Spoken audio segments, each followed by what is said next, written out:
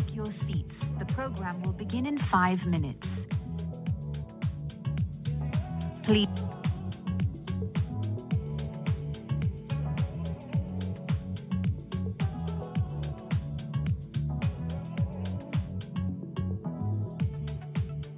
Please take your seats. The program will begin in 5 minutes.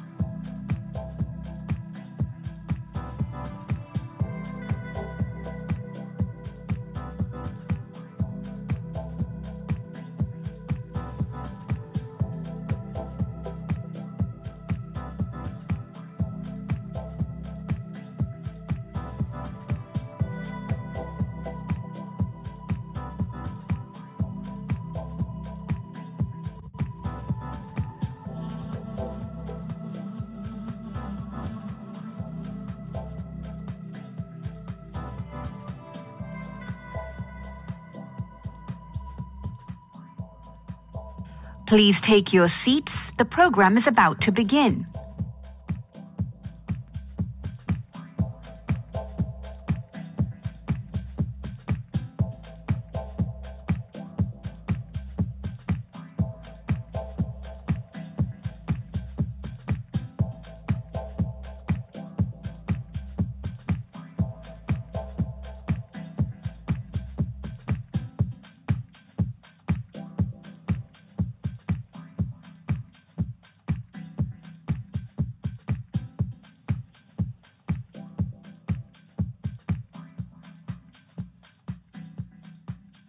Please take your seats. Our program will begin now.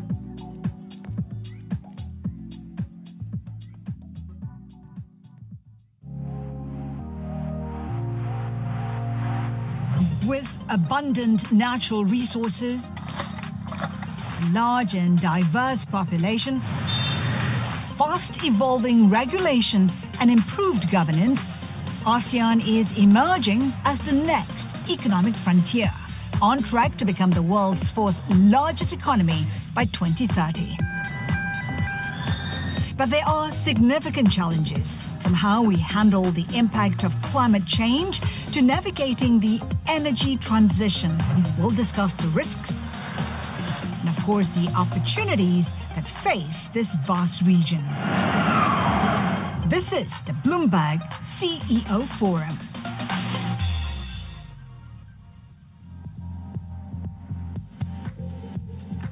Please welcome to the stage K1 Ha, Senior Global Business Reporter, Bloomberg.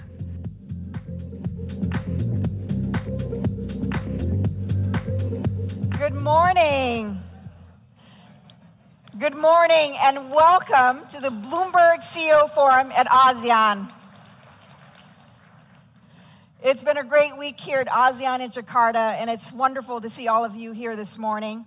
Whether you're joining us virtually or here in the room, from all of us at Bloomberg, a very warm welcome. Today, we've got some important issues to tackle. We're going to be talking about the trends, the risks, and opportunities that ASEAN economies face and how they all fit into the global picture. Despite economic and political pressure, ASEAN economies are going to be on track to be the fastest, fourth fastest economy by 2030. That's only 7 short years away. So how are we going to rise to meet that challenge? There's certainly lots of issues to tackle, and that all of those issues we're going to be discussing on this stage today. Climate change, for example. Some people say we're at a make or break moment right now, and certainly Southeast Asia is feeling the impact. Infrastructure projects need funding, and how we respond to that and how we partner creatively to really make sure that we meet those development needs, that's going to be critical. And of course, technology. How do we use technology, particularly AI, to help support the workforce of the future? That's going to be critical. All issues that we'll be discussing today. But first, I want to take a moment to acknowledge our founding sponsor, Indonesia Deposit Insurance Corporation, LPS, as well as our forum sponsors, IMC Pan Asia Alliance Group and Pertamina. So first, a bit of housekeeping, please. If you're tuning in virtually and you're having any problems with video or audio quality, please try to refresh your browser first. And if that doesn't work, there's a chat box on the lower right-hand corner, and you can use that to get more support. Of course, today we'll be hearing some fantastic speakers and gaining a lot of insight on this very stage. But I want to remind that you here are all vital to the conversations that we're having today. And we're going to be doing some polling to get your thoughts. So here's how it'll work. If you see a poll come out, please scan the QR code on your badges or on the screen, and you can respond to the polls or ask a moderator a question. So let's see how that works. Okay, let's try it. Can you please whip out your phones? And we'll have a go at our first poll of the day.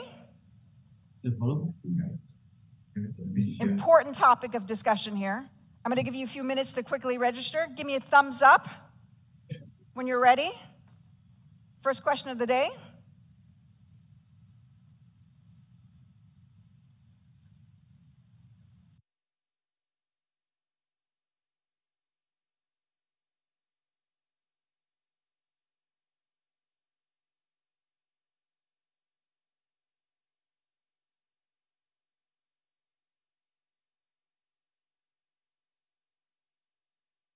C, Thailand. D, Vietnam. So put your answers in and we'll see the results coming up. Wow, look at that. I am a little partial to Vietnamese food, but I gotta say, Indonesian is yummylicious. So now you know how it works, and we hope that you participate in our polls throughout the day. And finally, please join the conversation and engage with us online through social media. And you can use the hashtag BBGASEAN. Let's get started.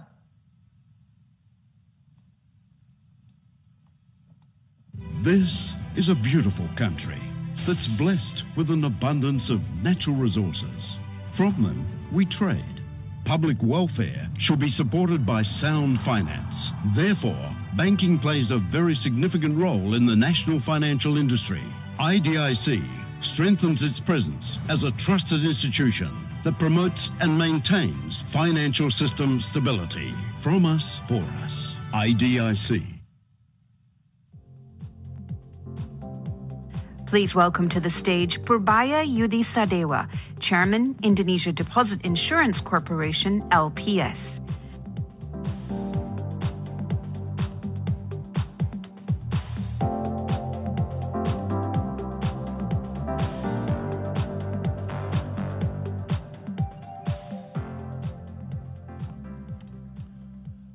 The Honorable Mr. Amir Uskara, Vice Chairman of Commission 11, House of Representatives, Republic of Indonesia.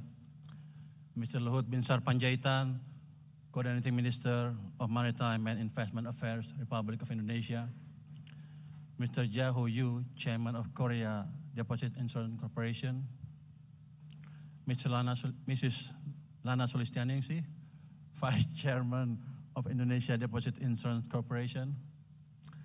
Mr. Didi Madiono, Member of Board of Commissioner of Indonesia Deposit Insurance Corporation, all of distinguished speakers and participants. Ladies and gentlemen, Assalamualaikum warahmatullahi wabarakatuh. May peace be upon us all. Om Swastiastu, Namo Buddhaya, greeting of virtue. It is truly an honor for me, as the Chairman of the Indonesia Deposit Insurance Corporation, to warmly welcome all of you today to the Bloomberg CEO Forum 2023. This event is a form of our support for the Indonesia presidency at the 2023 ASEAN Summit. Selamat datang, welcome to Jakarta, Indonesia. Ladies and gentlemen, Indonesia Deposit Insurance Corporation is an integral part of Indonesia's financial safety net, which serves Indonesian depositors by insuring their deposits, conducting failed bank resolution, and managing bank restructuring program if a financial crisis occurs. Since 2023, IDIC formally becomes a risk minimizer deposit insurer with expanded authorities, including fund placement for banks, and conducting insurance policy holder protection scheme. IDIC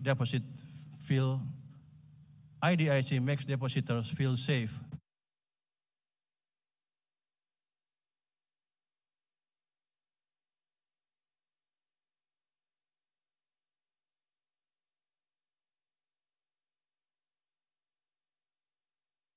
as such. To all CEOs that present today, whether you are in the ballroom with me or whether you are attending it online, do not worry to invest in Indonesia. We have a sound and stable financial system. Today, we are truly honored as a founding sponsor for the Bloomberg CEO Forum 2023.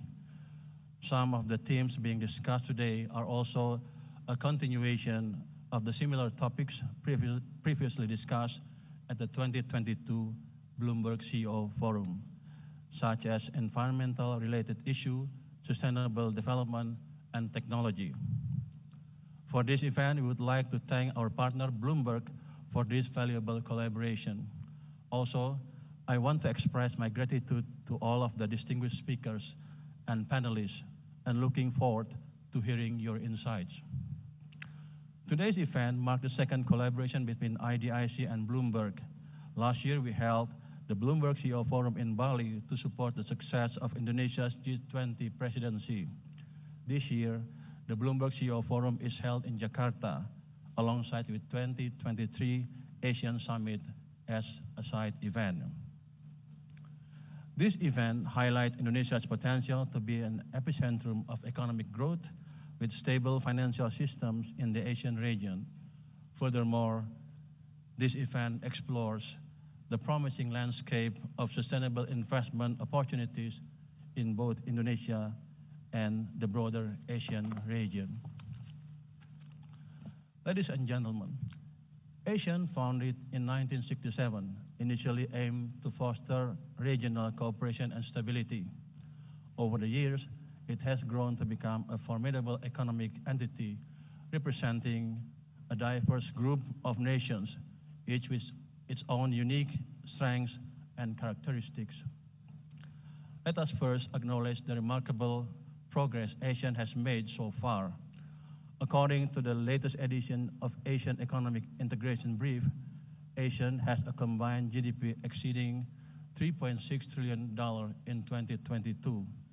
ASEAN has also a total trade value of around $3.8 trillion in 2022, which placed ASEAN as the fourth largest traders in the world after the EU, China, and the US. These indicators prove the position of ASEAN as a significant player on the world economic stage. Now, let's turn our gaze to the future. ASEAN's potential as a global economic powerhouse is undeniable.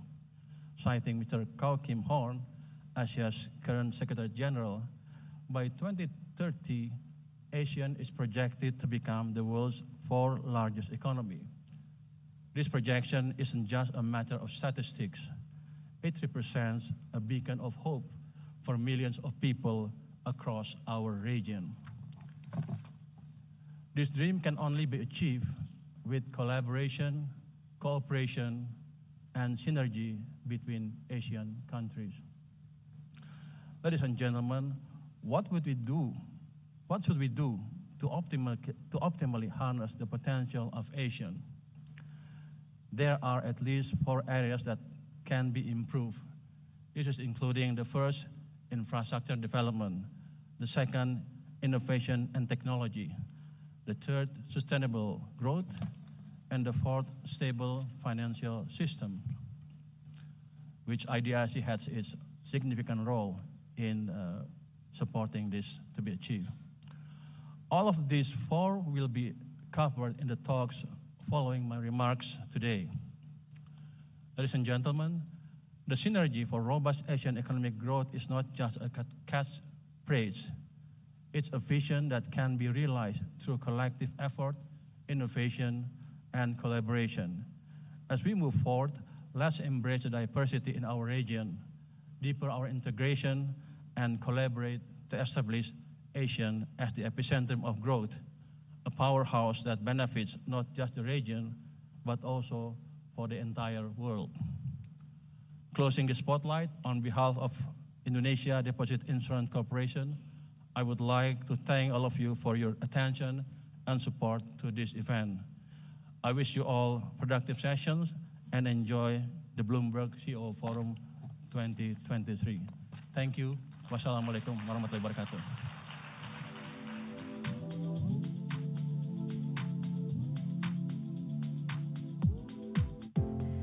Please welcome to the stage Luhut Panjaitan, Coordinating Minister for Maritime Affairs, Republic of Indonesia, for a conversation with Bloomberg's Judith Ho.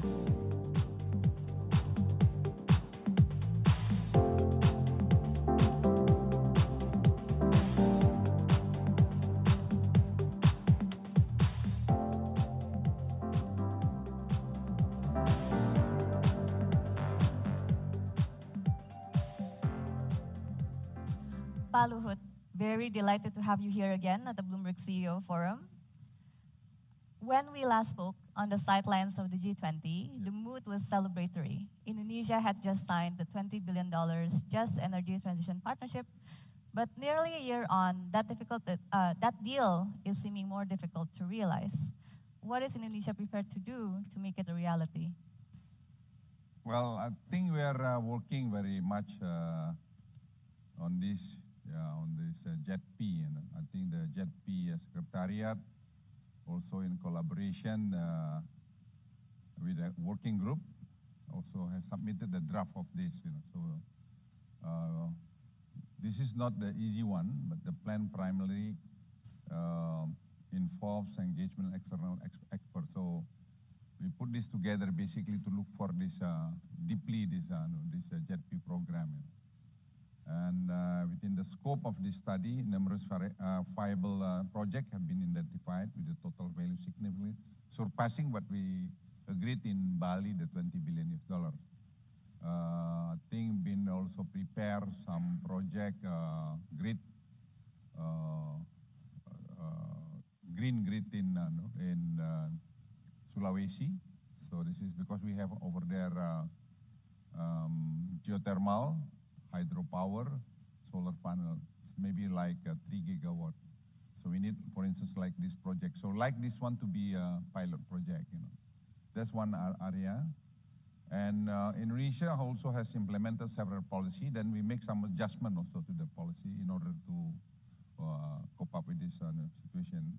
In the context of solar power plant, for instance, this regulation have been aligned with the prevailing industry condition in Indonesia. So we are also now planning to build our own photovoltaic in Rempang, in Batam, so then we don't have issue anymore with the local content anymore. This is one issue that we address. Indonesia also maintained a steady fast commitment to transitioning toward renewable energy source while considering the need of its domestic industry. This is also very important, because we don't want to see when we make early retirement of coal fire could also jeopardize our own base load, So we're going to build a lot of solar panel, but at the same time, we have to look at also, to balance also the base load. This is some issue that we have to address very much. And also, it is imperative also to ensure that this transition does not, compromise Indonesian competitive advantage and economic growth. This is, I would like to emphasize, this one is very important. Because our contribution to the carbon emission contribution only for 2.3 ton per capita, while the baseline is 4.5, and some developed country already 14.7 ton per capita. So basically, we have room to grow or to build our own, the coal fire with supercritical technology, but we don't want to do that. But this only for the temporary time until, like, for instance, in in North Kalimantan, we built hydropower. But hydropower, it takes like 7 to 8 years. But in between, I don't think that we can stop our economic growth, So then we build also supercritical technology with the coal fire. When we speak about coal, one of the issues is also captive coal, which is the power plants that are powering especially right now, the metals industry. How are you going to balance the need for more coal plants while also ensuring that Indonesia is committed to phasing out coal? Well, to balance, you said, yes. This, I think, it's about, about science and art, how do you look at it? Like I said to you, we don't want to experience like some other countries, when they built a lot of solar panel and they lost the base load, So that's one, I think, very important. And number two, we have to also ask the sponsor also like US to deal with with the lender of some of the bank like GBIC and some other banks, because when we sign the contract, we have also obligation, the PPA, to respect to this contract until end of the contract. So this kind of issue, government Indonesia cannot do it much, because we experienced during Keraha Bodas, we lost this case, So then you have to pay like 300, 400 million US dollar back to the year 2001, 2003. So yes, with the power purchase agreements and also the difficulty with state asset sales and any losses that might be incurred from that, those are the key hurdles to phasing out coal.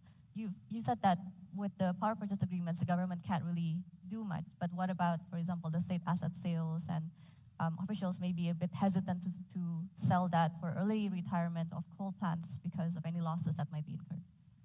Yes, again, to retire the coal fire, But I think my team, led by Rahmat, they are already identified, Like, I think, if I'm not mistaken, they have already one or two can be done, the early retirement coal fire in Java area.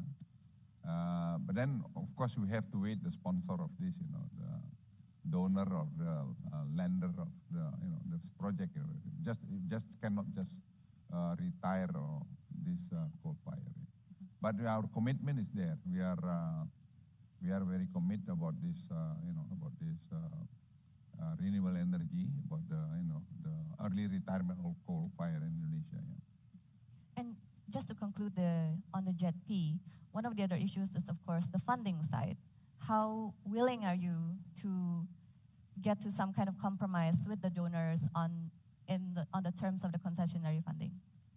Well, you see, we don't have enough fund to do it by ourselves, So that's why I think the JET-P is sponsored by the American and also some GFAN, So we rely on them. But we'll try also right now look for some other donor and also, philanthropists to support this one. Because the size of this JET-P, if you look at back to result of the G20, around $20 billion US. But in reality, I think it can go up to $100 billion US. So how do we deal with this one? Even the $20 billion US till today, we haven't seen that the progress much. Then if you want to clean up the whole thing, you need another, on top of that, $80 billion US. So yes, it's not the easy one. But again, the government of Indonesia very committed to do this. Sorry, you mentioned $100 billion. That's the need, or is that the available funding that you see out there? Yeah, this is the funding that we should prepare in order to, tackle the whole problem about the early retirement coal fire in Indonesia. And also, but the government also, like PLN, they are also already preparing issue the new RUPTL. So like 2.5 gigawatt renewable energy every year. Starting, I think, next year, they do some, changing or replacing of their own RUPTL in order, again, to maintain the base load, because the base load is very, very important. We don't want to, jeopardize our economic growth because of this program. We have to see the balance of this. I would like to move on to commodities downstreaming. We know nickel has been a huge success for Indonesia. We also know bauxite exports have been stopped since June. Which commodity will be next to be restricted, and when? Well, we have some, I should say, critical mineral, I should say. You have nickel ore, and I think nickel ore right now we are negotiating with America with the Inflation Reduction Act. How do you deal? I think it's about is about to solve, and because I think this is the interest both countries. Yeah. And then we see the copper. We have a copper and also tin, bauxite, seaweed, gas. There are so many things that we're going to do downstreaming, because our experience with nickel ore really helped our economy very much. If we look at our export on downstreaming of nickel ore, only iron steel, last year it was $34 billion. Used to be only $2-3 billion back to the year 2015-16. So that, I think, bring also our support also to our economy. Yeah. So what next? Well, we'll see. Maybe we can, do also to the copper, because now copper we have a smelter in Gresik. We can, extract like 50 ton of gold every year. So this can be the additional government revenue, like $4 or $5 billion. So then maybe we go to the tin. I think tin will like to put to the system. So then we can reduce also smuggling. And at the same time, we have to do the downstreaming industry in Indonesia. Yeah. You mentioned the U.S.'s Inflation Reduction Act. We've heard that Indonesia has been in talks with the U.S. officials about this. What kind of waiver, what kind of deal are you close to reaching with them? Well, I cannot disclose the whole thing here, but I think we are very close to solve this problem. And I went to Washington with the team, and we set up the task force and talked to Mondo, the Secretary of Commerce. I talked also to USTR. We discussed also with the White House about this, and I think Rahmat and Seto, our team, have been working very closely on this. I believe anytime this coming November could see the solution of this, because this is, I think, benefit both sides, not only the Indonesia but also the U.S. side, because the only countries that America could import right now the material of part of the lithium battery, only Indonesia. Yeah. Because they don't have sufficient material for the lithium battery without Indonesia. So then they're going to give them more incentive to their own lithium battery, which is for them costly. So for us, we are more than happy to do that. But it's again, you have a nickel ore, but you need the technology. So I told them openly, I think the technology today is China. So we cannot ignore that China. And then from the Tesla side, they said, yes, indeed, China maybe on the lithium battery technology, they are like 7 years ahead of America. Mm-hmm. Of course, if Indonesia actually does get some kind of waiver or some kind of easing of the IRA, that would help a lot more investment to come into Indonesia, especially the nickel sector. What's your expectation once we do reach a deal in November? What do you expect next? Well, I think we are doing also, we can do also together with South Korea, because they have also technology. Also, we mix with the Chinese technology. And U.S. side, like Ford, for instance, Ford already invest in Valley, yeah, and hopefully Tesla soon. So, yeah, there are so many opportunities, because they look at also Indonesia is very transparent in this area. So we like to see benefit both sides, not only benefit for your side and not benefit for us or the other round. So that's, I think, the difference of Indonesia today. And you met Elon Musk last month, and you said that he's about to visit maybe this month or the following month to discuss lithium battery plant. Can you share more about the lithium battery plant? Well, this is with Elon. I think I met the third time in his headquarters last 3 weeks ago, 4 weeks ago. We have been discussed a lot, two things. Number one, about the Tesla. Number two, about Starlink. Yeah. So Starlink, we already agreed. Now, I think, detail working on this. And this, I think, very important for us in the eastern part of Indonesia, because we can reach the very rural area for the health and also for the education. So then we like to see to bring balance on this, because we cannot cover yet in the some rural area in the eastern part of Indonesia. And health and education, there are two things that are main target for this. And the cost also looks lower than others. The other issue about the Tesla, we discussed Tesla very detailed. Spent like 2 hours, 30 minutes with Elon in his office. And yeah, he gave a very clear message about what happened to the global economy, what happened and concern also about their overcapacity today. So they are not going to do any expansion for the next 1 or 2 years. So I said to him, well, fine, we are doing okay. I mean, if you cannot invest in Indonesia for a moment, no problem. Because even in the investment in Mexico, they hold for a while because their production, if I'm not mistaken, like 3 million today, but the market can absorb only 1.8 million cars. So, and Elon also very frank to us, and he said, I don't want General Luhut, to experience like what's the car industry in the US bankrupt because of the oversupply. So that's my conversation with him, and I think he will be here anytime October, once the agreement on the Starlink can be implementing.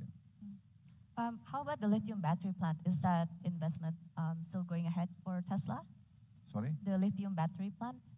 Battery plant? Well, I think the battery plant, we are now with Seattle. We are working very much, and with also with LG. So, yeah, I hope by end of this year or early next year, we'll see the lithium battery here. They have under construction, I think, the LG in Kerawang, Bekasi and Kerawang, yeah. So, and then we hope by 2024 end or maybe 25 early, we can produce our own lithium car here. Maybe the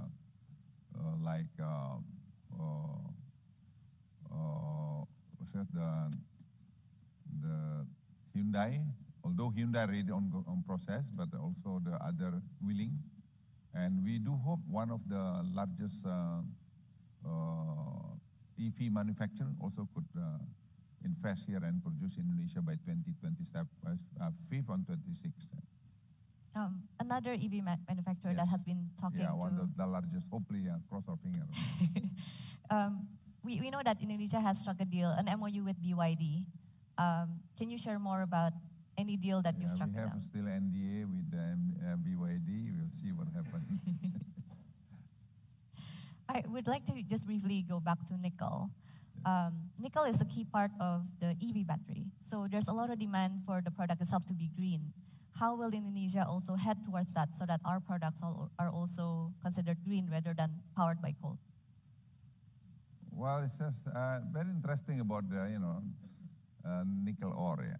So we understand also the technology moving so fast, so quick. Yeah. So I keep telling to my team, hey, look, we cannot just hold our nickel ore forever because they can look for other technology. So we have to move also very quick on this, So that's why I think foreign direct investment also for the lithium battery is very important, and also been discussed also with Philippines, for instance, and also some other countries from Africa. So yeah, we are trying hard to maximize using of this nickel ore, but at the same time we have to be fair that not only benefit for your side, but also benefit for people of Indonesia, because we experience now that downstreaming is the best thing to do for the benefit of our country. Yeah. So even today, the nickel ore, only iron steel, the $34 billion basically only from the iron steel. But if you look at downstream of the iron steel, you have so many, maybe like 20, 30, like even the fork, knife, you can produce also operation apparatus. You can also make from this iron steel, and also the precise technology things you can also produce from the iron steel. So there are so many things, So then could impact toward our research and also to education, also to the small medium enterprises. So there are so many things that we can do from here. So we learn from this. So please again to our friend in the developed country, understand also this is also to the benefit of the people of Indonesia.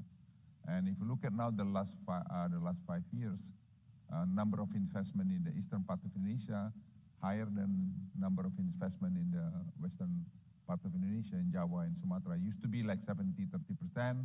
Because of this today, is maybe outside of Java, it's like 58% and 42 something in Java and Sumatra. So this is benefit of people over there. Before they don't have a good polytechnic in Morowali with the bay. Right now they have. So, but the environment, one issue that we address very much, and I think we comply. We have some problem here in Morowali also. We fix it, try to fix it. And I told them loud and clear, if you don't comply to the government standard, we can shut down your company. So they understand the policy of the government. We are very, very, very firm on that issue. Yeah. Thank you so much, Pak. I would just like to close on the policy continuity. Can you just give us one assurance for when the elections do come around next year, how will this downstreaming policy continue in the years ahead? Whoever going to be the next president, of course they want to be successful. And I know this candidate, and they asked me also to brief them. And I briefed them, this is the best way to do next, because we have a 6 pillars of our economy. It's downstreaming, digitalization, decarbonize, how to call it, the connectivity, education, and also village fund.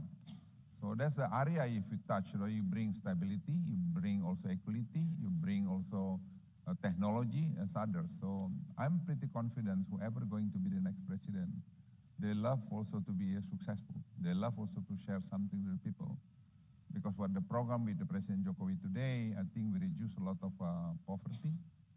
Also, you see in the, stunting, so quality of education, but in the same time, we still a lot of problem here and there. Cannot be solved only one term president or even 2 term of president. So I believe again, the founding father of Indonesia, very wise to, to form our Undang-Undang Dasar 45, our constitution, the original constitution 1945. So if you read it carefully, I believe that's, I think, the best for Indonesia.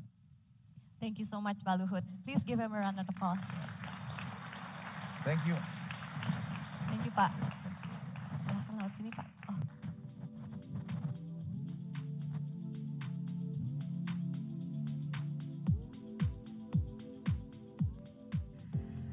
Please welcome to the stage Lily Yan Ing, Secretary General, International Economic Association and Lead Advisor, Southeast Asia, Economic Research Institute for ASEAN and East Asia.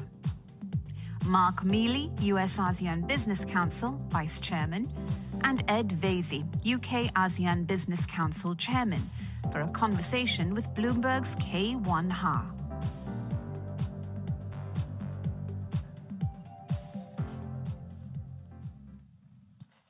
Well, here at Bloomberg, we love charts and numbers that tell a story. So for our first conversation here on international ASEAN trade, we're going to pull up a chart that looks at Southeast Asia's GDP growth.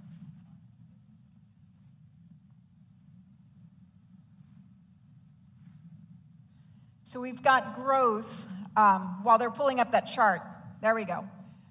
This here shows ASEAN trade flows, which we can see has been nicely on the rise. We've got a second chart that also has GDP growth as well for Southeast Asia. And while we're pulling that up, let me just reference that. I mean, essentially, we'll see that in 2022, as we recovered from the pandemic, the region's GDP growth was at 5.7% in 2022. But this year and next year, it's forecast that we're going to see slight dips in growth. And Lily, I was hoping you could kind of walk us through that, set the stage for us a little bit, and explain the context for those dips in growth and what the outlook looks like, on the ground as you see it. Okay. The promising or the significant performance of ASEAN's economic growth in 2022 is a combination between good policy and good luck. The good policy part is that if we see over the last 2 decades, from 2000 to 2022, ASEAN was able to manage relatively low ratio of debt to GDP and relatively stable fiscal deficits to GDP, which were recorded at 60% and 1.9% respectively. Okay, that's the good policy, making ASEAN's macroeconomic foundations relatively stable compared to Eastern counterparts and other regions. The good luck part is that if we see the growth in 2021 and 2022 was mainly contributed by the increase in exports. The increase in exports of ASEAN's countries were largely contributed by increase in commodity prices that were palm oil and coal. So I always advocate ASEAN's member states, it's good in the short terms, but remember, for businesses, stability and certainty is the most important one. So for ASEAN countries, I always advocate for them to improve long-term export competitiveness. And this year and next year's, ASEAN is estimated to grow at 4.6 and 4.7%, mainly because ASEAN's economy is strongly related on China and South Korea, and China is currently experiencing slowdown. So hopefully it'll be a blip that we'll see come up. It's a long homework. If ASEAN still rely on commodities, back to the same stories, it's very hard for ASEAN to move forward. Because intra-ASEAN trade is only recording like 22 to 23% over the last 2 decades. So that's something that's a homework for ASEAN, that we should engage with East ASEAN's counterparts, China, Japan, Korea, South Korea, Australia, and New Zealand, and India.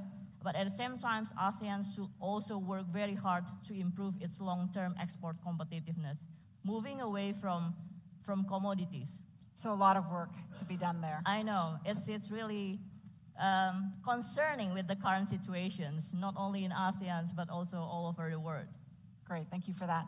Lord Vaizey, of course, the bright side for the UK-ASEAN trade is that it's on the rise, and it's posting some really great healthy numbers, right? We saw about £47 billion in 2022. Can you give us a broader picture of what's driving that growth?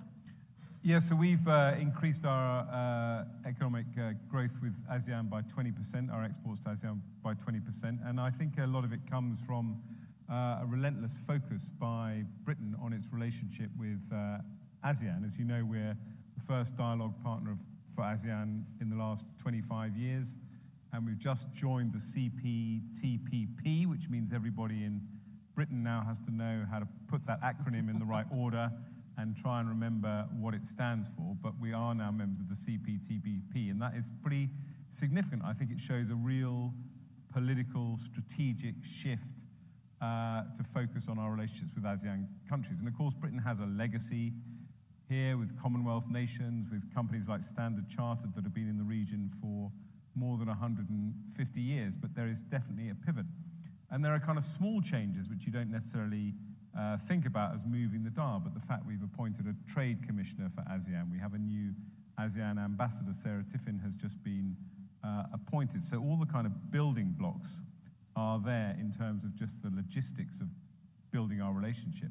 And then, of course, in terms of what ASEAN nations are looking for and what the UK can provide, there's a great match. Traditional services like education, for example, but also financial services, the explosive growth of digital financial services in ASEAN over the last 2 or 3 years, construction, the fantastic infrastructure boom, green energy, where actually Britain has a great record, are all really important. And actually regulatory standards, where Britain has things like the British Standards Institute, great organizations that can work with ASEAN nations on standards. So the relationship is just becoming richer and deeper with every year that passes, and it's one that is really treasured by the UK. That's fantastic. You mentioned digital financial services, and of course, the digital economy is booming here in Southeast Asia. Marc, I'm going to ask you about that, but before we get to that, I mean, obviously here in Jakarta, this week, we saw ASEAN leaders sign the Digital Economic Framework, which is going to really support e-commerce and really boost free trade in the region when it comes to online platforms. But before we jump into that, we've got a poll that speaks to it, and I'm hoping you'll whip out your phones and scan the QR codes on your badges or on the screen. And please respond to what's the main factor that would prompt you to use ride-sharing services like Gojek or Grab here in Indonesia. It's huge. So Marc, while we're waiting for those results to come in, let me ask you, I mean, what are the biggest opportunities when it comes to digitalization? Mm-hmm. And I guess on the back of that, how are the US specifically and other nations, really looking to capitalize on that, even though right now it's kind of a lackluster environment for tech investments? Sure, I think the digitalization piece is certainly a significant chunk of, I think, ASEAN's continued progress as a trade power. You mentioned, obviously, the growth in terms of ASEAN-UK trade. We're certainly seeing continued growth in ASEAN trade with the United States, $450 billion in goods and services last year. And obviously, the story I hear, being out here in the region, that ASEAN-China trade is also continuing to expand and is most likely to reach that $1 trillion a year figure well before the goal of 2030. So I think the digitalization piece, though, does offer opportunities for both local corporates but also foreign corporates. One, obviously, in infrastructure. So we're seeing progress around data centers, the building of telecom networks to further deepen sort of internet penetration in the marketplace. And of course, participating in the market. We know, I mean, I always hear the stories here in this part of the world that individuals with 2, 3, 4 cell phones, per person, really, I think, represents the opportunities for those who want to be in the market and use those e-commerce platforms to promote their business activities. And I think the prediction of, this part of the world generating additional $1 billion or $2 of just sort of the e-commerce growth is well established going forward. So lots of opportunities. Certainly lots of opportunities. I'm going to get to the poll, but Lord Vaizey, I want to ask you, I mean, obviously, huge opportunities as Marc outlined, but they're also, I'm wondering from your standpoint, what do you see are the biggest challenge? And how do you think governments and policy, which I know some of the big tech companies want to stay away from, but really, how can governments and policy really help to make sure that those roadblocks can be hurdled? I think that's a really good question, and I think that in the time that I've been here in the last few days talking to the officials from the British government who work here day to day and work with British businesses, you face the kind of traditional problems, which are not obviously unique to ASEAN. They're present in every single market anyone wants to do business in, and that is obviously things like regulatory barriers and regulatory standards. And to a certain extent, when I look through at ASEAN, I inevitably look at it through kind of European eyes, which is a bit ironic, perhaps, from a British guy who's come from a country that's Brexited. But yet you talk to someone like Tony Fernandez from Air Asia, and he's talking about kind of open skies and smooth regulations for aviation transport. The more that ASEAN countries, it's a bit rich of me to be seen to be lecturing ASEAN on this point, considering Brexit, but the more that ASEAN countries can align their regulatory standards and create one economic zone, the bigger the opportunities will be. And there are things potentially that you could offer exporters and people who do regular business in the area, like one-stop visas that allow you to enter all the ASEAN countries and so on. So a lot of it is down to the fine detail, which just makes business much easier. I mean, from the UK perspective, obviously, for us to work with UK businesses, a lot of it is about geography. We want to persuade as many British businesses as possible that this market, despite being quite some distance, is a fantastic market to be doing business in. And if I could, just to jump in on Sure. You mentioned the Digital Economic Framework Agreement, which the ASEAN countries are going to start that journey over the next couple of years. To the degree that the 10 countries can use the DEFA process to incorporate some of the quote-unquote international best practices that are already established and maybe in other trade agreements, some of which ASEAN member states are already participating in. So it's not like they've got to pull things in that they're not even familiar with. And two, also, I think to the degree, to your point, to the degree that they can figure out a consensus approach to maybe, again, having degrees of interoperability and adding more degrees of certainty. Because at the end of the day, we know countries are still probably not going to be identical in terms of their regulatory frameworks, given the diversity in this region. But to the degree that, again, they can foster that kind of interconnectivity, I think that'll help address some of the challenges and enable sort of reaching that greater full potential.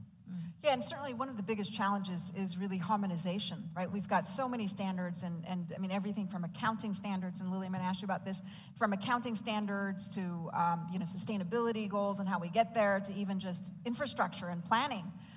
Lily, I mean, what is that challenge? I mean, how big is that challenge of harmonization when you've got 10 nations and getting everybody on the same page? I mean, how do we get everyone to agree, and what fundamentally do we need to agree on that's most important? Yes, just to give you an example here, just to give you an illustrations, at the global level, just in 2022, there were about 2,600 protectionist measures introduced. In ASEAN per se, if we see like the long-term span, the number of non-tariff measures in ASEAN increased 3 times, while at the same time, the tariff have already been decreased by half. We see NTMs as neutral. NTMs have legitimate purposes for safety, health, and environmental protections. But these days, many countries use measures for national security, for infant protectionists, to develop local players. There are so many arguments that currently using at the back or behind the protectionist measures, okay? So what will be the key? The key is that because ASEAN's having a very huge level of developments, it's like 67 times GDP per capita of Singapore compared to that of Myanmar, okay? With this kind of level, different level of development, fiscal measures, human capital, the only thing I totally agree with the other 2 speakers, the only thing is that one, interoperability. So we probably not be able to have the same systems, but we can ensure that they are interoperable, okay? That's number 1. Financial systems, QR systems, payment systems, that makes sure that it's interoperability across systems. The second one is harmonized standards in goods. So for example, taking examples of Indonesia has halal systems, Malaysia has halal systems, has halal standard. Why don't we just have one standard halal certifications? Or another, there's so many other examples that should be able to harmonize. And those are kind of low-hanging fruits for governments to be able to do it to increase trade and investments in the region. No, that's very true. Let me get back to the poll real quick, because you mentioned a couple of things in terms of, for example, QR codes and the ease of using QR codes across the region. I mean, Gojek and Grab, obviously, they operate in multiple countries here, but certainly here in Indonesia. And from those folks here, our attendees, it looks at the ease of ordering rides. 65% said that would prompt them most to use ride-sharing services. I'm wondering if you guys have any thoughts on that, and what we're looking at, QR codes, how things like that might speed this up. Yes, I think QR code payment, I don't know if any of here from central banks and finance ministers, I think that kind of the most innovative in financial sectors this day. It's very handy. You have account here in Indonesia, you can use it in Thailand or Malaysia. As of today, Indonesia, Malaysia, and Thailand have implemented QR payment. Not yet Singapore and Philippines. So hopefully by this year, Singapore and Philippines will also be joining on board. But the thing is that with the QR payment systems, it's only limited to small transactions. We cannot use it to pay oil or palm oil transactions, you know. So it's gonna help a lot in the tourism industries. I think it's gonna help a lot. The aim of inclusivity, it's gonna help small, medium enterprises to do transactions. But I think we need to have this kind of interoperability in much more broader context, not only in the QR payment systems, but also including the data including all the systems to support trade and investments in the region. Yeah, I think if I could even add us a really good point on, I think some of the real potential that we're beginning to see around these platforms, whether it be ride sharing, is seeing the emergence of really some, how should we say, next generation sort of business models, where now you're seeing, let's say, an insurance company that obviously has traditional modes of providing insurance to their customers, doing joint ventures with the sort of the ride share platforms as another way to really bring those additional services offerings through those platforms, giving a consumer even maybe a greater opportunity not just to get a ride, but maybe also to purchase insurance through the app. I think that's some of the more interesting potentials of really taking the platforms that the Grab and Gojek have established even to greater heights. And also the inclusion aspect. So I was on a panel with the founder of GCash, the Philippine digital financial service, and the range of now financial products that can be offered from people from all walks of life in the Philippines, the incredible take-up from something like 20% pre-COVID to something like 65% after COVID, is transformatory in terms of how people can do business, particularly for kind of micro businesses and consumers. Yeah, that seems to be the biggest potential, is really with the small SMEs, right? And how being you more really inclusive, bringing them into the economy. Exactly. I think that's really important. Now, I want to shift a little bit. Obviously, it's really difficult to get away from U.S.-China trade relations when we talk about trade. And Marc, I'm wondering, certainly supply chains is a big part of that, right? We're seeing the shift from China to Southeast Asia, and we've been hearing about it, this whole China plus one strategy for many, many years. Is there now evidence that this is here to stay, and especially for American, U.S. companies that are trying to shift and have other bases beyond China? No, I think we're probably still maybe like in the early phase of this evolution. 2023, for example, America's imports from China down year on year about 20%. Wow. So there definitely is some, how shall we say, some trade substitution effect going on. For example, even in the chip space, first part of 2023, 50% of all the semiconductor chips imported into the United States came from 4 countries here in ASEAN, led by Malaysia, which is already a major player in sort of the global value chain for chips. I think your question, though, is are we here to stay? And I think there's opportunity for more ASEAN member states to further, how shall I say, represent themselves as really commercially competitive alternatives for those companies that are looking to make their supply chains more resilient. I think, though, there are going to be challenges, though, because, as you mentioned earlier, in the context of the expansion of the notion of sort of national security of more and more industries, in some ways, if that pendulum kind of goes very much that direction, it kind of takes away from the ability of countries maybe to compete on efficiency and fundamentals, as we see things around friendshoring and nearshoring, those kinds of things. I think the private sector is going to have to and governments are going to have to clearly try to find that balance between saying this is the right place to set up an operation, not just because it's in a quote-unquote friendly country, but it's actually like the right place based upon opportunities for jobs, quality of education, those kind of factors as well. I think those will be some of the challenges to whether this sort of evolution of supply chains are really going to be long-term. That is interesting. In light of time, I want to quickly ask you, Lily, what is the top concern for ASEAN members when it comes to the U.S.-Asia, U.S.-China dynamic here, and how do they play that? I don't mean to pretend to know the U.S. economy because I don't know, but regardless who's going to be in the next terms, it's going to be Democrat or Republic, the U.S. foreign trade policies towards China will remain the same. Likewise, China toward the U.S. So this kind of trade, technology, security tensions will be escalating, and ASEAN should be prepared for that.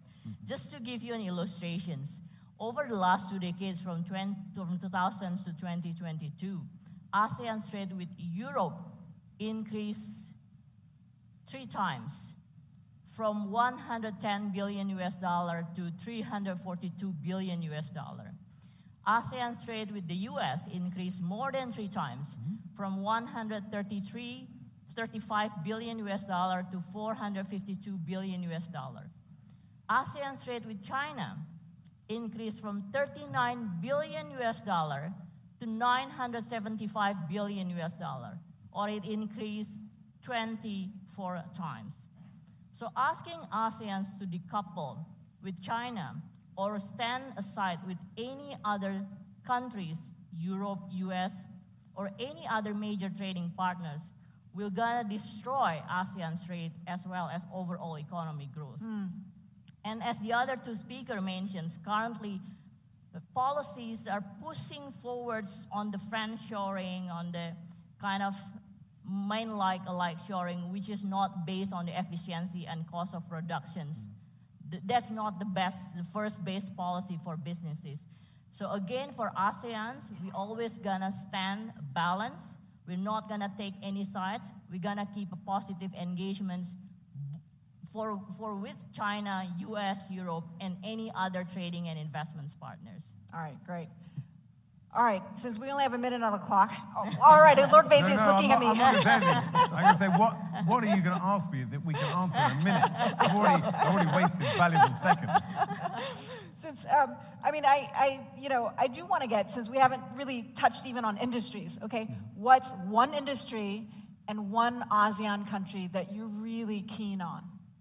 Well, I think the whole energy transition piece it's across ASEAN, but it's been dominant in the last couple of days. It's fascinating. And I was lucky enough to go follow the president around the exhibition yesterday. And there's this incredible company, Sun Cable, that's proposing to build a 4,000-kilometer cable from Australia to Singapore to provide Singapore with 15% of its energy through solar power. So I think what I'm left with is the incredible innovation that is happening in the region to take on these challenging problems. All right, and the one country, I see you dodging that point. Well, I'm very pro-Vietnam. I love all ASEAN countries, but I'm very pro-Vietnam because I was the trade envoy to Vietnam for 3 years. Fantastic, good choice. Marc? Well, obviously at the US-ASEAN Business Council, we love all 10 countries very equally. So, there is no favorite. I'm here in Indonesia. Very excited to see the potential. Right now, we have 4 ASEAN member states that are in America's top 20 trade partners in the world. If we now go to top 30, you bring in the last 2, so you can bring in 6. I think those latter 2, Indonesia, Philippines, there's much more room for potential, and very excited to see the opportunities going forward, particularly with the next government that comes to Indonesia and the current government of President Marcos Jr. doing very well in the country. And I would agree with you. I think energy transition opportunities here in Southeast Asia, the threading that needle of maintaining growth, but also beginning the respective energy transition journeys, I think is a sector that offers a lot of excitement. And the world will be kind of watching how well a fast-growing region like ASEAN finds that balance. Really well put. Good one. Lily? Digital. You know, like ASEAN has 670 million populations. 460 million populations are internet users. And 80% of internet users are customers, players, operators, you know. So I think digital is one of the key booming sectors in ASEAN. Which country I'm gonna use? Like the other speakers and all audience here, we love all the 10 ASEAN countries. They have their uniqueness, they have potential, they have challenges, but I trust like they're gonna work together, and they've been doing fantastic so far. All right, so you're also dodging the question as well. Like a good parent. Hold on, it was only the politician on the panel that actually asked the question. That's right. Well, Lily, Marc, and Lord Vaizey, thank you so much for your time. Thank you. Thank you for having us. Thanks You so did much. fantastic. Thank you. Great conversation. Thanks so much. Thank you.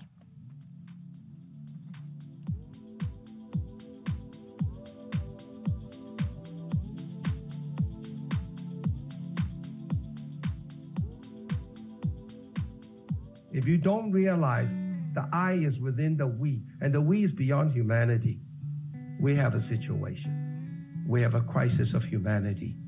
We have a crisis because we have unchecked market economy. We need some boundaries, and we need a direction for humanity. Our nature is whole. Our nature is love. Our nature is creativity. Our nature is not this limiting person that's struggling with sustainability.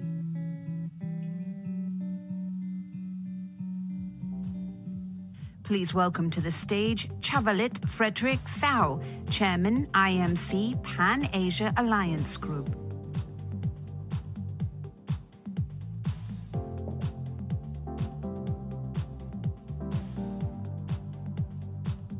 Hi, everybody. Can you hear me? Because I don't know how this linked. Well, when I checked in after midnight this morning on the hotel, the room's TV was playing and was sustainability message, how Fairmount supports sustainability, support community. So the full-fledged ESG promotion is right the minute I walk in. So no doubt that sustainability has got the attention of the whole world. After the COVID finished, this becomes so evident that what United Nations promote in 2012, that we have moved beyond the industrial era. GDP does not produce happiness and well-being. We need a new paradigm for economics that will transform the world to G&H. Now, indeed, this is true. The industrial era of production, if we look at the numbers, which today over 100 trillion a year GDP, over 8 billion people, we have China average around 12,000. That is sufficient to live well. However, the 25 richest men in the world has more money than the lowest 50% population. We have a distribution issue. With that distribution issue comes all kinds of challenge of health, all kinds of challenge of education, infrastructure, and everything. So this sustainability, of course, is not just a social issue. It's also an environmental issue. So therefore, we need to restore the rainforests.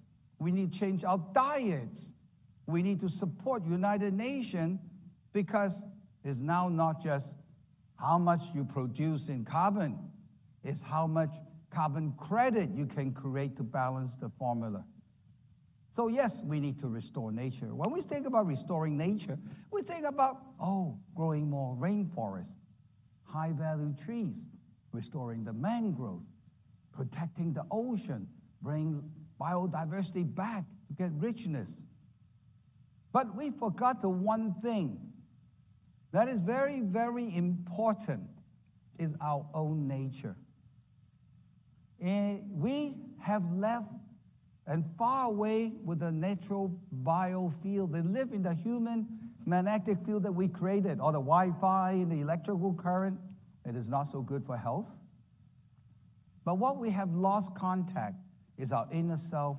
We see human divisiveness increasing, marriage, divorce increasing, family broken more and more, because as we lose connectivity with ourselves, we lose connectivity with outside. So this formula of restoring nature outside is a dual formula of restoring our own nature and connection with nature. So it's not an intellectual say, sustainability, we're going to comply with ESG. Or some impact people say, I need to show a good brand. I do impact investment. That will bring into greenwashing. We need to green our heart. We need to connect really. We need to bring love back into corporate. We need the CEO to love. Because only love we can create, and we know in this era, if you can't create, you are no use. You have been no leader. And it's beyond production. So we can see industrial production going up, service sector going up. So what we call balance sheet recession. But yet we have real feeling of recession, but we have service inflation. Earlier we talked about trade. It'll be very different kind of human global integration. Maybe the trade become very muddled up in many, many things. So in this production era, everything is about production, right? Even we send our children to school to prepare them to be a production line. So when they die, there's a production urology report. He produced how many certificates? He produced how many jobs? He produced how much? And finally, how many children and grandchildren?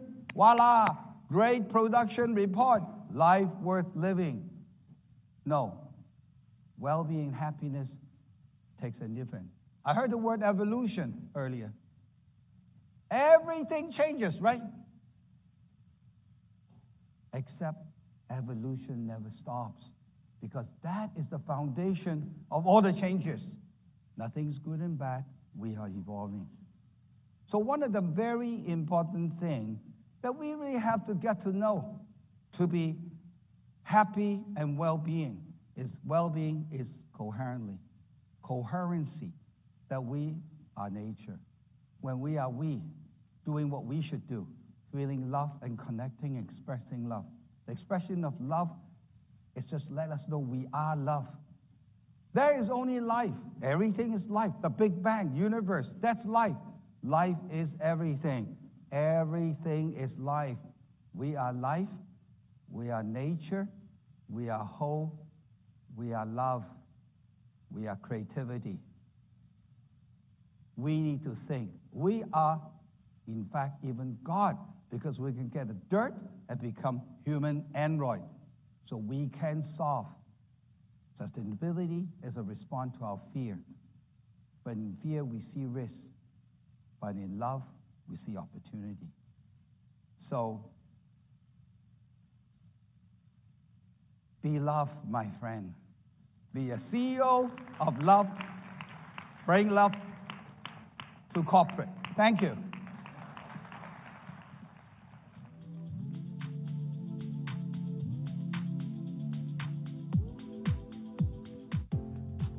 Please welcome to the stage David Elzinga, Principal Energy Specialist at the Asian Development Bank, Rahmat Kaimuddin, Deputy Coordinating Minister of Maritime and Investment Affairs of the Republic of Indonesia, and Fabi Tumiwa from the Institute for Essential Services Reform, for a conversation with Bloomberg's Clara Ferreira Marquez.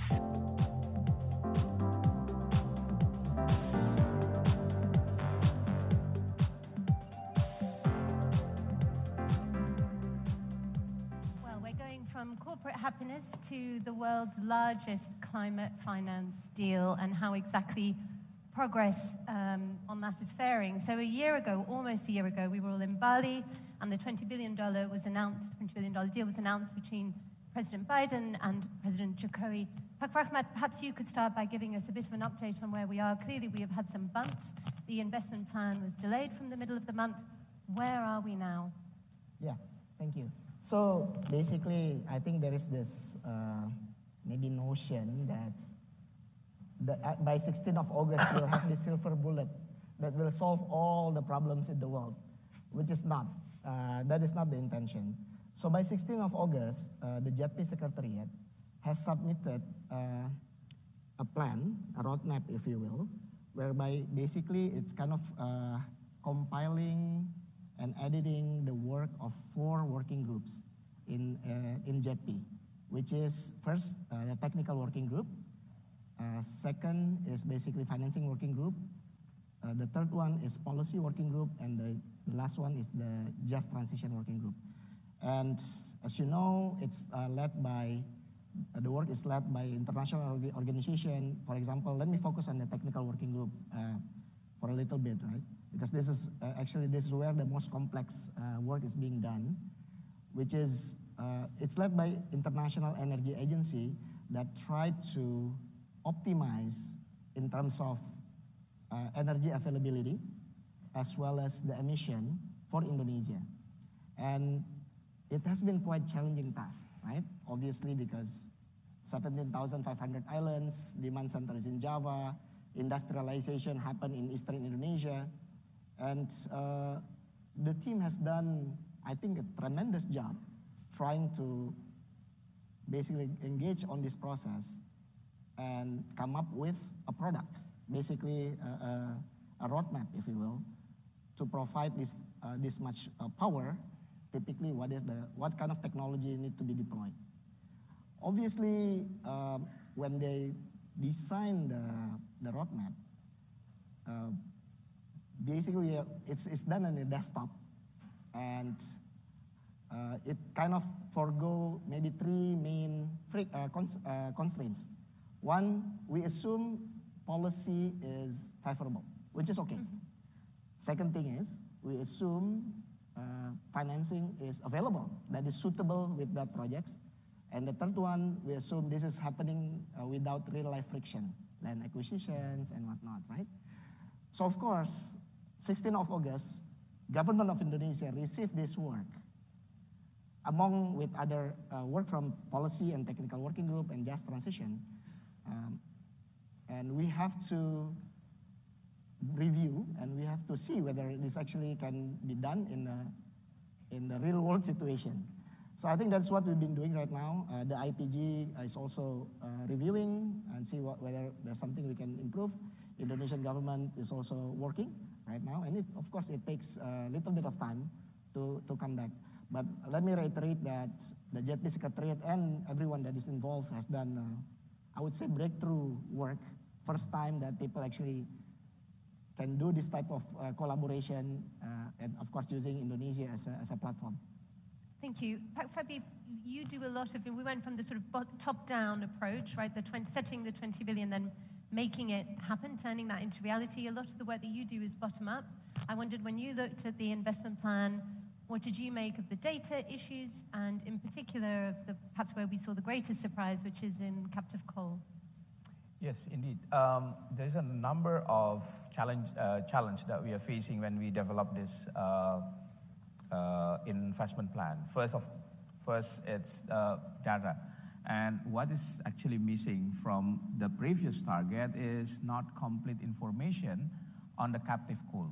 And we know that in the last 3 years, as Indonesia pushed forward for the downstreaming policy, and it's part of government big development programs, that there's a number of interest in processing the ore industries, and it's going on. I mean, in the last 3 years, we see that there is a number of new projects and application for building smelter, as well as the energy to power that smelter. So that was the missing data from the informations that being used as a reference for JETB target that was discussed in 2022, right? Because that data, I think, back in 2020, and in the last 3 years, the application for this captive coal has captive power. It's not only coal, but also other type of plants. We should just clarify for those who aren't steeped in the JETB that captive coal is coal plants that essentially serve an industrial client, yes, and not the grid. Not connected yeah. to the So grid. that's one. Second, also, I think what very important, because when this scenario is being developed, the questions about how many coal plants that need to be retired, because there's a 2 target of JETB, right? Emission peak, 290 million ton, and 34% of renewable energy mix. So from power system perspective, we have to balance meeting this. So it also requires, from our assessment, is that some of the coal capacities on grid right now need to be retired. And the question is how big that, of the capacity that need to be retired, because we have to consider the future economic growth, as well as electricity demand growth, as well as potential energy demand from increase of welfare of Indonesia. So it has to be very, very careful when we make such plan. So having kind of a balance and optimal pathways is not easy. Also, we understand that our utility PLN, we have to consider as well the impact, the financial impact of this energy transition to our utility, because they are the one that serve 85% of electricity in the country. So there is a number of consideration in making this planning, and that makes having the optimum pathways is kind of challenging from our side. It absolutely is challenging. And one of the biggest challenges is the coal phase out. So not only encouraging Indonesia to build green energy, not only encouraging the infrastructure, but also stopping people from doing something. David, you're involved, or the Asian Development Bank is involved in the most advanced of the phase-out deals, which is Cirebon. Can you explain to us a little bit how that works and how it's going, and to what extent you feel that it is in the end replicable? Okay. Well, thanks, Clara. So yeah, we're working on one of the first, or the first accelerated coal retirement transactions in Indonesia with the Cirebon 1 plant. And effectively, this is an independent power producer, an IPP plant. And we're doing actually, in a way, a pretty common financial transaction, which is a refinancing and a releveraging. So this is a plant that's operated for about 10 years. They've paid off a bunch of their debt, and they have a fair amount of equity wrapped up in this plant and only a small amount of debt. We're looking to re-leverage that again back to about a 25-75 split. This will allow us to lower the cost of capital. But instead of the sponsors, the owners of this plant, taking that capital, they're going to put that towards retiring that plant early. This is, I think, an exciting approach because there's been a lot of moving parts. Releveraging of an asset is not a new concept, but it's not possible in virtually all cases to relever coal assets anymore. The financial community has said, no, we don't want to be part of these transactions. But we can relever that plant, get that financial arbitrage, because we're shortening the life of the plant. So this isn't magic. This is numbers that all of you in the financial community are familiar with. But it does come with some challenges, and I love that word, friction. You know, that's really helpful very because understated, but yes. Yes, you know, we are, and Fabi mentioned that as well. We are removing capacity from the power system. This opens up new opportunity for clean energy. So I think this is a compelling time in history where renewables and clean energy are coming down in cost, becoming cheaper than coal. I think this is an opportunity to support the industrial development that Pak Luhut talked about earlier. So I think this is a real opportunity for Indonesia, but we can't forget about energy security and cost of energy and socioeconomic development. These all have to tie together, and you know, it's great to see this leadership in Indonesia. There's a lot of juggling that is going on, a very complicated balancing act. So, Pak Rahmat, I wondered if, you know, we talk a lot about the financing, and again, we heard Pak Luhut talk about the financing and the fact that perhaps we've seen the 20 billion on paper, we haven't seen it yet in reality. There is also a lot that Indonesia itself can do from a policy perspective.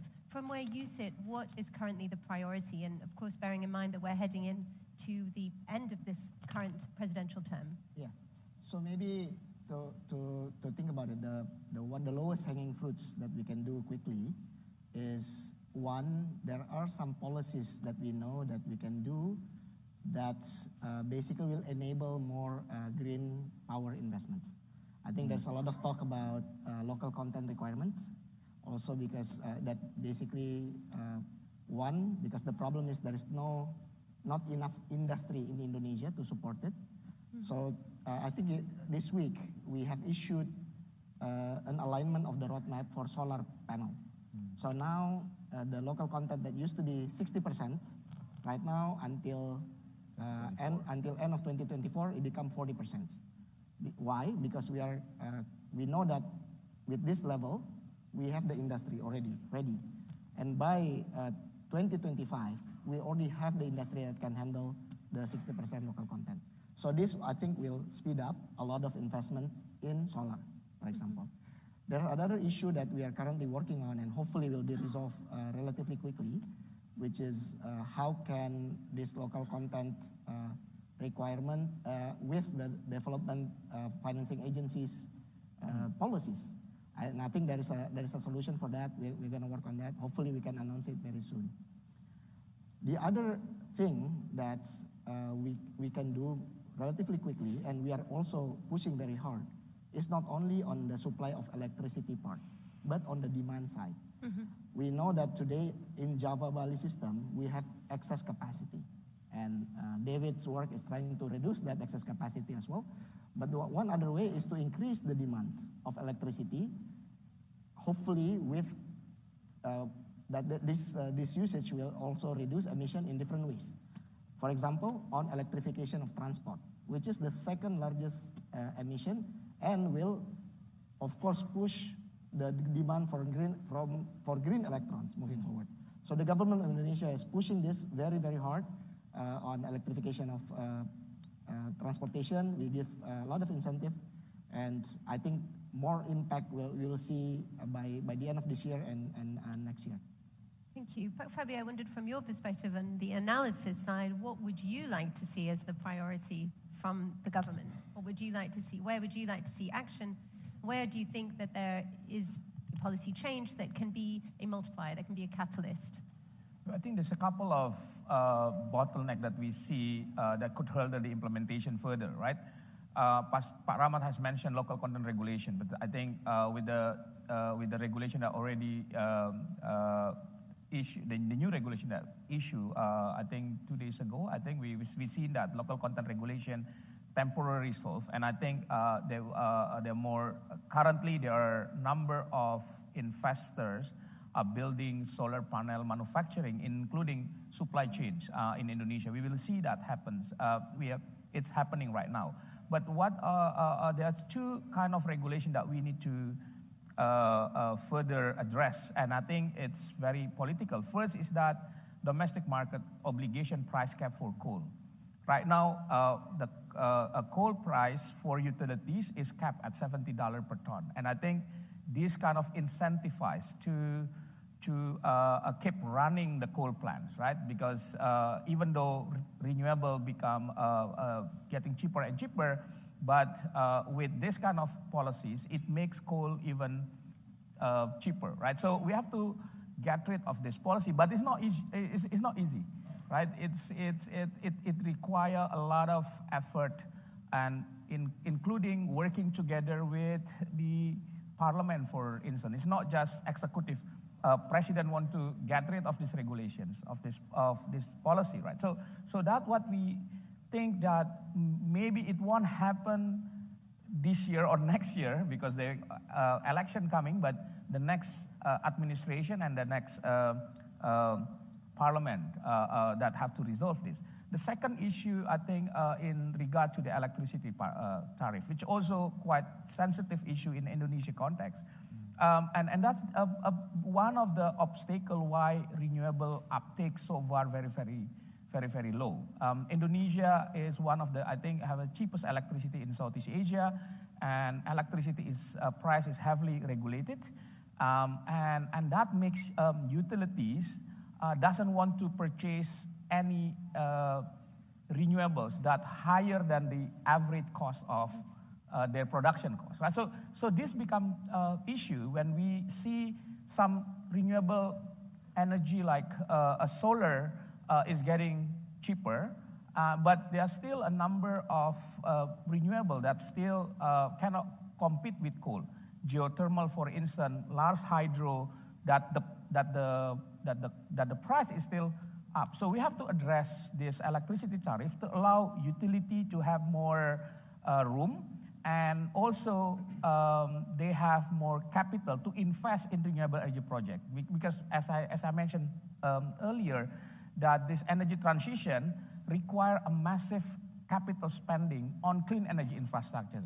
That capital, our utility currently, PLN, doesn't have much.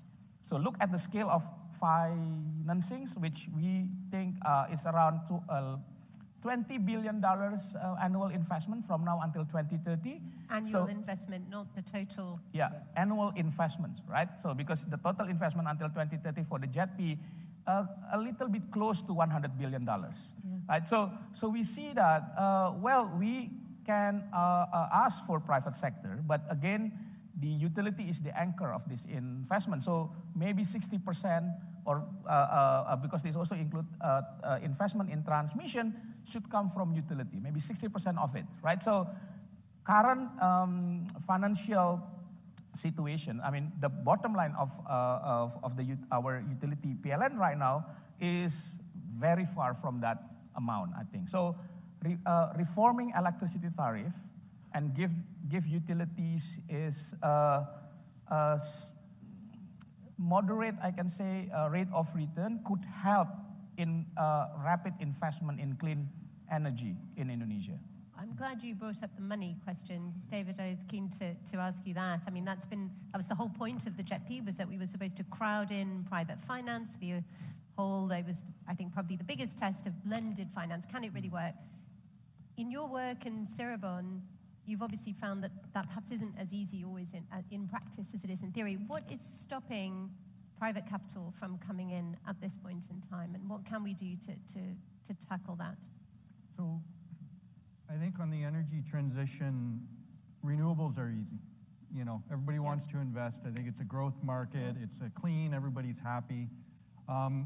Addressing some of the more stickier points, whether it's industrial investments or investing in coal phase out, it has the word coal in it, or it has the word fossil in it.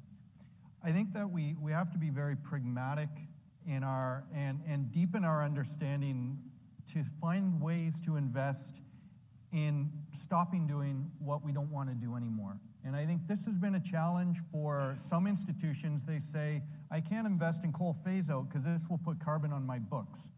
I think that's a really simplistic answer, but there are those financial institutions who are looking beyond that, saying, okay, look, I have to explain myself. I'm investing this to retire it early, but I'm willing to do this because we need to do it. And I think it's exciting to see, you know, an opportunity like Cirebon, where, for instance, we are engaging with the utility. The utility has to take some level of risk to remove this plant from their grid. That is a bit of a risk, but if PLN and many other utilities in the region, if they don't start moving away from coal, they're going to struggle with raising capital as well. We're seeing that with companies that can't raise capital for new plants. That's becoming restricted. Refinancing or selling plants, we're seeing in the market across Asia, owners of these plants can't even get rid of them, or they have to get rid of them at a huge discount. So too will utilities struggle to raise the capital for all their investments if they don't start that transition towards clean energy. So I see, you know, the leadership that Indonesia is doing, the leadership of PLN, is putting them in a great position for the future, especially to get that needed capital. Okay, Pak Rahmat, what does it look like from your point of view? You mentioned the IPG, so for those not familiar with the jargon, the countries that are working with Indonesia on the JETP, what does the financing part look like from the, let's say, the national level? Because we do know that a lot of that money is allocated, and as I think you've all mentioned, it's very easy to invest in renewables, far harder to provide grant financing and other money. Yeah. I think, unfortunately, not unfortunately, this is a very difficult problem. We are trying to figure it out, and we have our own boundary conditions, if you will. Indonesia is still a developing country, limited fiscal capacity. We have other priorities like human development and whatnot, right? Not only on the energy transition.